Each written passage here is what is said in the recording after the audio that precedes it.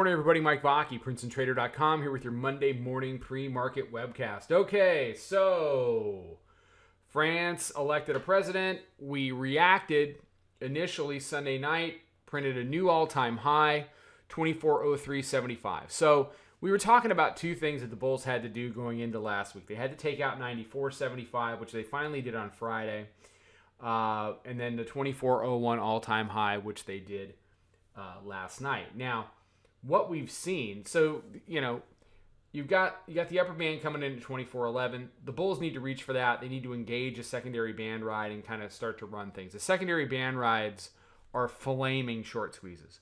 They will be fought. It would be fought. It would be hated. It would be just Twitter thrashed. It would be all of those things. And the whole time, the market would just keep on going.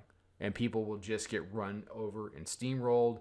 And the Bears would be a bug on the windshield. Okay? So that's your upside. Okay? If we did exhaust last night, and that's such a gigantic if. It is such a gigantic if. But you've got the daily pivot down here. Now, that's been support overnight. You're trying to hold 98. I got short 98 last night. I added this morning. I took some profits, and I added back 2/3 of that 96.5. So right now I'm sitting around short 97. You've got these little matching highs on very short-term charts at 97.25. First one was about 6:40 in the morning. Then we did it twice again just after 7:30. So, that's why I'm doing what I'm doing. You got daily pivot here at 92 and change. You got the weekly pivot just underneath, effectively at 91. So 91.92 today is the key.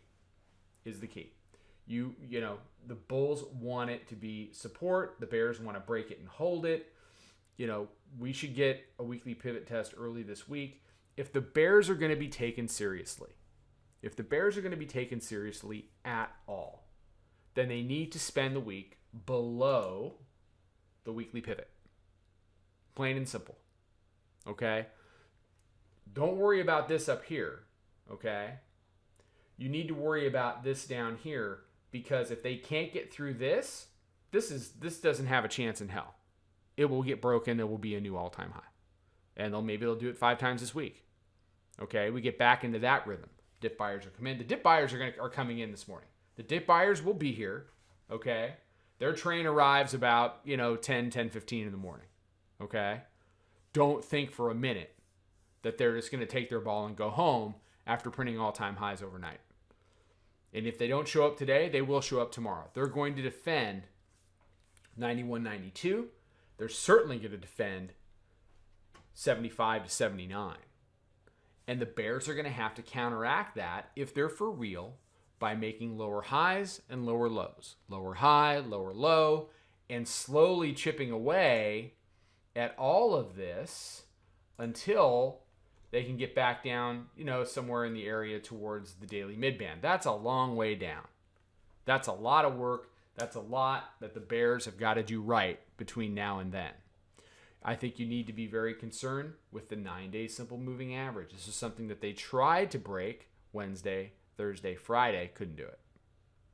So if we get back down to the 9-day, so basically 87, you got to look for some support there. So you lay that out, that's right around in here. Okay, so basically S1 would be an overshoot of that. I always go into Mondays with a very open mind, and despite what happened last night, I think you have to go into this with a very open mind. The Bears have got to prove themselves. Doesn't mean you can't be short, but you need to be short with your eye on the door, because if the Bears start to not convert areas that matter, if they start to create higher lows where they should be creating lower lows, then you need to take some profits. You need to get your stops down, and you need to capture as much of that as you can. And if you get taken out, you need to think about the other side. It's hard to buy highs. It is hard to buy highs. It's annoying. It's counterintuitive. It's all these things. But the other thing that it is profitable. And that's the thing that, you got to wrap your head around.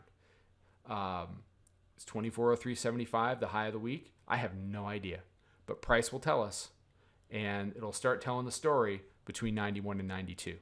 All right, everybody have a good one. I will see you for the midday update.